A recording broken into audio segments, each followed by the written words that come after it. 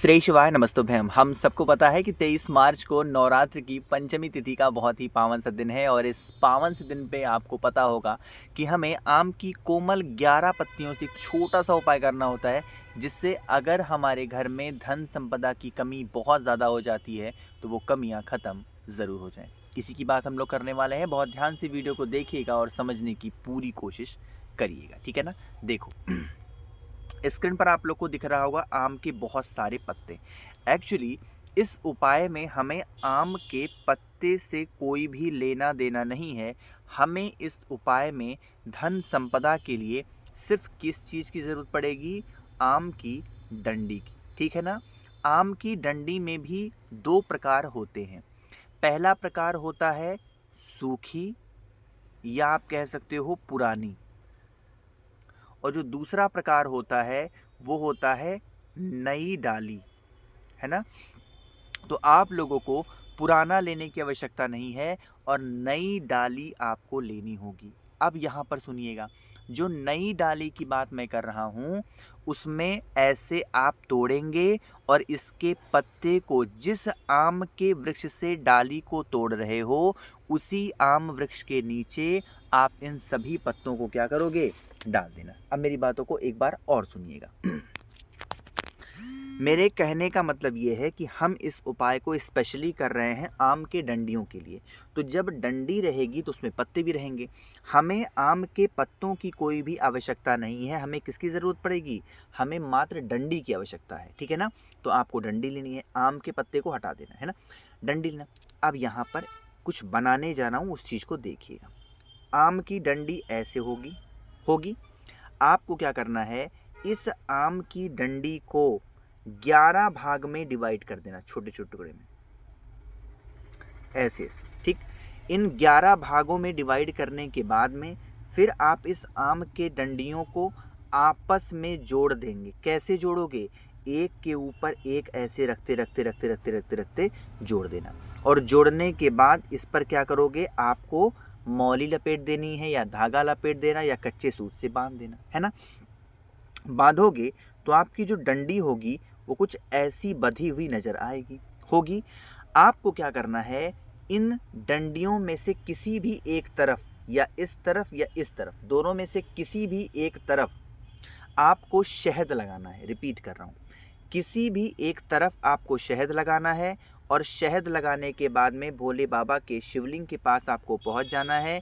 यहाँ पर पहुँच करके सॉरी, यहाँ पर पहुँच करके आप सभी लोगों को, जितने भी लोग इस वीडियो को देख रहे हैं, जिस तरफ शहद लगा हुआ है वो शहद वाली डंडी का जो पोर्शन होगा वो भोले बाबा की तरफ होगा। जिस तरफ शहद आपने नहीं लगाया है वो शिवलिंग के बाहर ऐसे जलाधारी से बाहर होगा। अब एक बात को और सुनिएगा, जब आप शहद को डंडी पे लगा रहे होंगे, या जब उस डंडी को माता अशोक सुंदरी के स्थान पर रख रहे होंगे, तो आपको यही विनती करनी है, आपको यही प्रार्थना करनी है कि हे भगवान, आज यह नवरात्र की पंचमी तिथि पर हम इस उपाय को कर रहे हैं। हमारे घर में, परिवार में सुख शांति समृद्धि का वास बना रहे, यही मेरी कामना है। ऐसे इस प्रकार से विनती करेंगे, प्रार्थना करेंगे और जो भी आपकी इच्छा होगी वो बातों को कहेंगे। अब इतना करने के बाद में अब आप लोग क्या करोगे? जिस तरफ शहद लगाया था डंडी में, उस शहद वाली डंडी को वहाँ से क्या करोगे? निकाल लेंगे। और निकालने के बाद में आपको क्या करना है? किसी भी, मेरी बात दोबारा सुनिए, किसी भी आपको क्या करना है? रुमाल लीजिएगा और उस रुमाल पर उस शहद की बिंदी को लगाएंगे। जो व्यक्ति आपका पैसा वापस नहीं कर रहा है उस व्यक्ति से मिल लेंगे और फिर एक लोटा जल चढ़ा देंगे। इससे क्या होता है? किसी भी रूप में, कैसे भी, अगर आपके घर में धन संपदा की कमी बहुत ज़्यादा है, माँ लक्ष्मी का आगमन घर में नहीं है, तो उससे आपके घर में माता लक्ष्मी का आगमन होता है, घर में सुख शांति समृद्धि का वास होता है, कोई भी दिक्कत परेशानी समस्या नहीं होती है, ठीक है ना। करिएगा ज़रूर, किसी को भूलना नहीं है।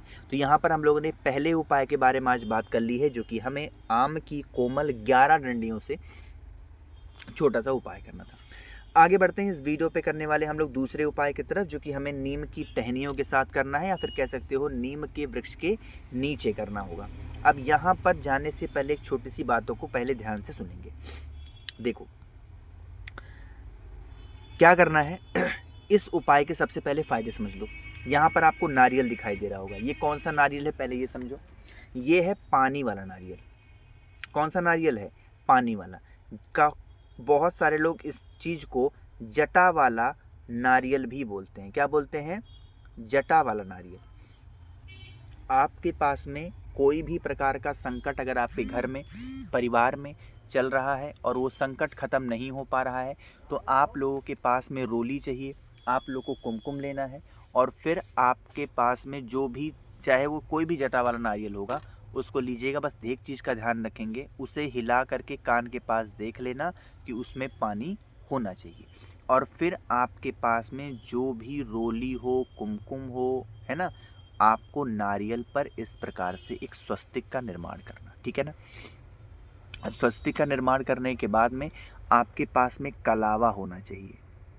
क्या होना चाहिए? कलावा। और फिर उस कलावा से आपको ऐसे गोल गोल गोल गोल लपेट देना है इस नारियल पर। जब कलावा को नारियल के ऊपर से लपेटोगे, जितने भी आपके घर में रूम्स होंगे, जितने भी घर में आपके कमरे होंगे, उन सभी कमरों में एक बार घूम लेना। और घूमने के बाद में आप सभी लोगों को इस नारियल को उठाना होगा, नीम वृक्ष के नीचे जाना, और नीम वृक्ष के पास पहुंच करके 7 परिक्रमा आपको करनी है। रिपीट कर रहा हूँ, कितनी परिक्रमा करोगे? 7 परिक्रमा करनी है। परिक्रमा का लिए ध्यान रखिएगा, 7 परिक्रमा आपको करनी है, ठीक है ना। एक गिन करके करिएगा। और हाँ, एक दिशा होती है क्लॉक वाइज डायरेक्शन। मैं बार बार क्लॉक वाइज क्यों बोलता हूँ?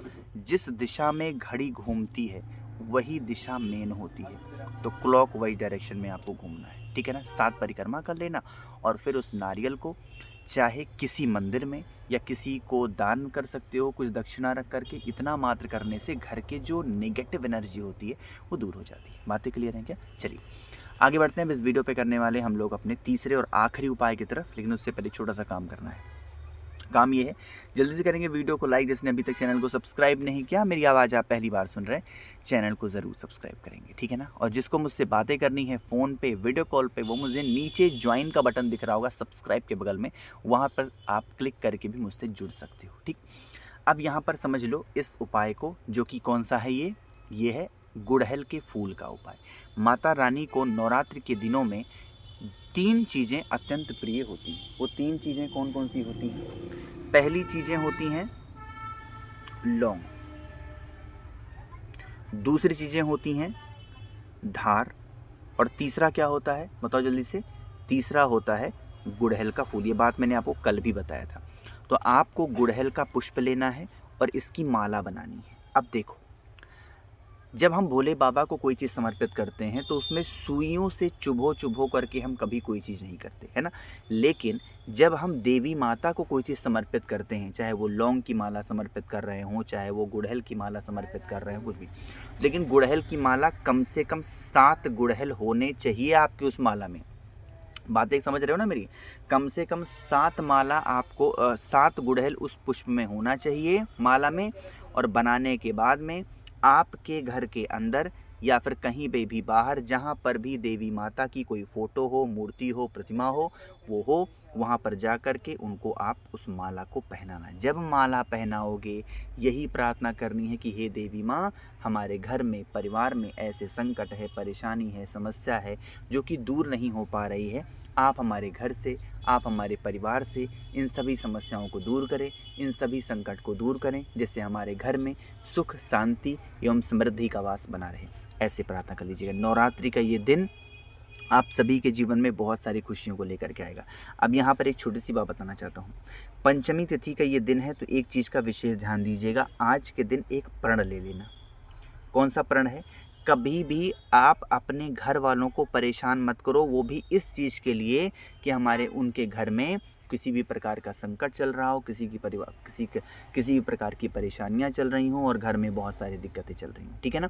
तो अगर दिक्कतें चल रही हैं तो परेशान मत करो कि हमको घर में ये चाहिए, घर में हमको वो चाहिए। जो है घर में उसी में संतोष करो, उसी में प्रेम से रहो और अच्छे तरीके से काम करो, ठीक है ना। बातें क्लियर है क्या? तो आप सभी इस काम को ज़रूर करेंगे।